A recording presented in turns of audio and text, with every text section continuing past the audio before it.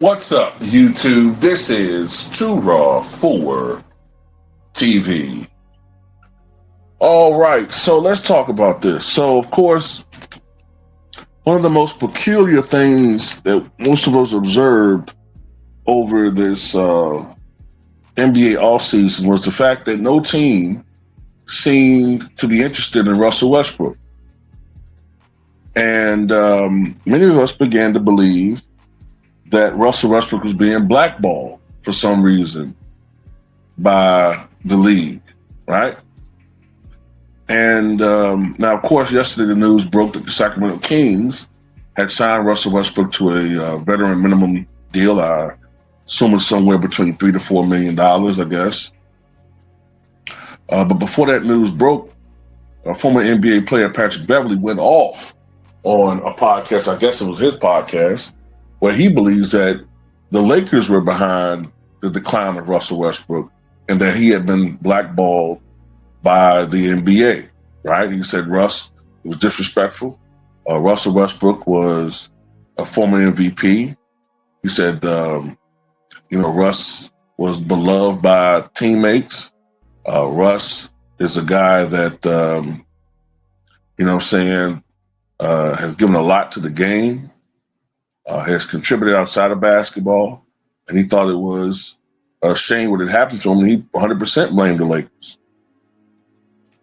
So Shannon Sharpe on Nightcap with Ocho Cinco, Chad Johnson, he pushed back.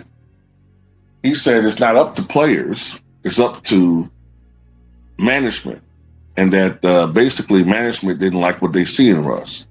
He brought up the fact that Russ is not in his prime anymore. He said that Russ is turnover prone.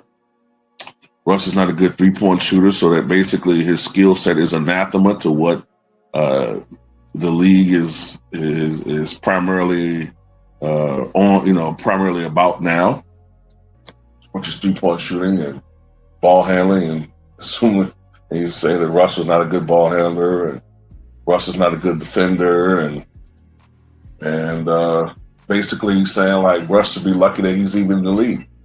He said that then he brought up the fact that it's not the Lakers' fault that Russ isn't being signed by teams today, right? Then he brought up Russ not re-signing with prior teams that he had been with. Like he said, well, if Russ was so great, why did the Utah Jazz let him go? And he said if Russ is so great, why didn't the Clippers re-sign him? Or why didn't he resign the Clippers? If Russ is so great, why didn't he resign with the Nuggets, et cetera, et cetera?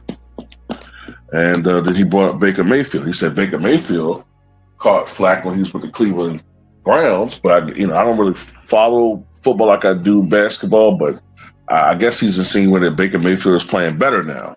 So why is it that Baker Mayfield's bad stint with the Cleveland Browns not hurting him now? So he just pretty much just crapped all over Russell Westbrook. It almost made me have the same feel of back in the day when he was on Undisputed, It's funny that this guy says this when you can make a strong argument that he played a large hand in helping to destroy Russell Westbrook. Okay? Shannon Sharpe, along with Skip Bayless, had a huge hand in destroying this guy. You might recall every day they had lowlights of Russell Westbrook with clown music. Clown music!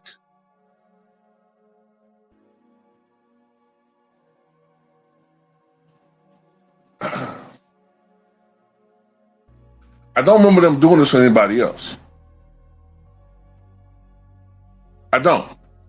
And you talk about how Russell Westbrook's skills are anathema. He's not a good shooter. He's not a good ball handler. He's not a good defender. Then what the fuck is Bronny James doing in the league, Shannon Sharpe?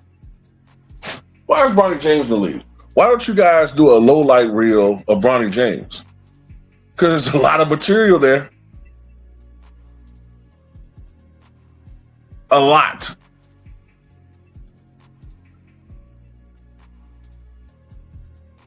By the way, when people like Patrick Beverley say Lakers,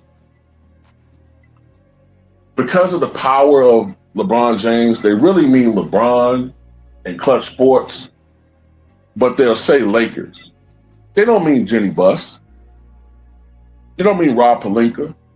They mean LeBron James, LeBron James, Rich Paul, and Clutch Sports, and the media, the media shills and flunkies and sycophants attached to that. Because it's funny how you and Nick Wright and all the usual characters all had negative things to say about Russ. All of them. The walking, bubbling cauldron from his throat as well. Perk.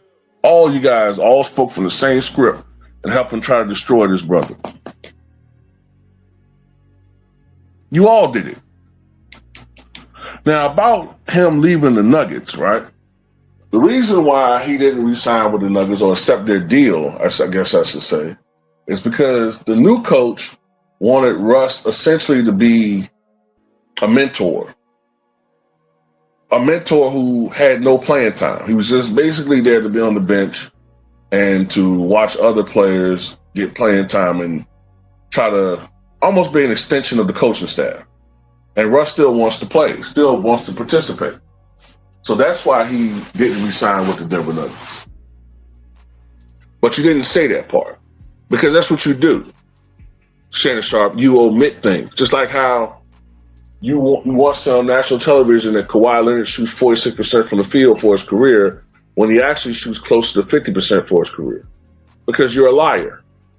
Just like how you lied and said that Russell Westbrook is a bad defender today. I saw you say that. Russ was Pac-10 Defensive Player of the Year in college with UCLA. Russell Westbrook, although his overall defensive rating, I think, is 106, 107. I know that's not great, but you got to also remember that Russell Westbrook expends a lot of energy on the basketball court on the offensive end. He couldn't really sit up there and play on the defensive end like that. You know what I'm saying? But Russ may not be the greatest one-on-one defender, but I've watched Russell Westbrook transform himself into a very good help defender at an advanced age. And he's playing defense at an advanced age and showing energy and hustle at an advanced age that players that y'all guys push don't even play defense anymore. Kevin Durant out there not playing defense.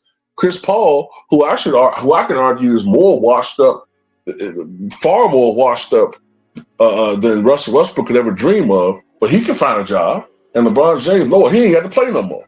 Y'all give him built-in excuses. He's load managing and everything. But y'all say he's a warrior.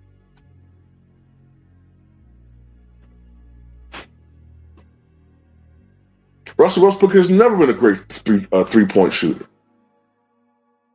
Never. That's never been his forte. But he's a great player. And in the games in which he acquired a triple-double, he's won 74% of those games. And he didn't play on super teams. Maybe if Russell Westbrook played on super teams, he would have some championships. Maybe if he colluded with other superstars, like the dude that you always push in, the fake GOAT, maybe he would have a couple of more titles, a couple of championships.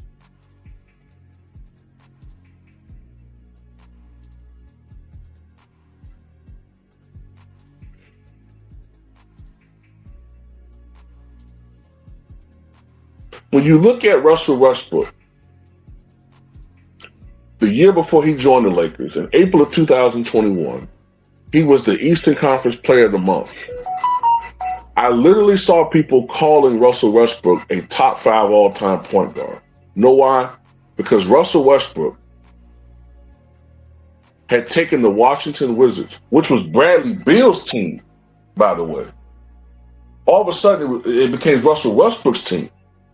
And he took that team to the postseason in an increasingly more competitive Western Conference. And even though that team sucked, outside of him and Bradley Beal, who, if I'm not mistaken, I think was injured toward the latter part of their season. He took them to the playoffs via the post play-in tournament, but that wasn't enough. That wasn't enough. But it's enough for Bradley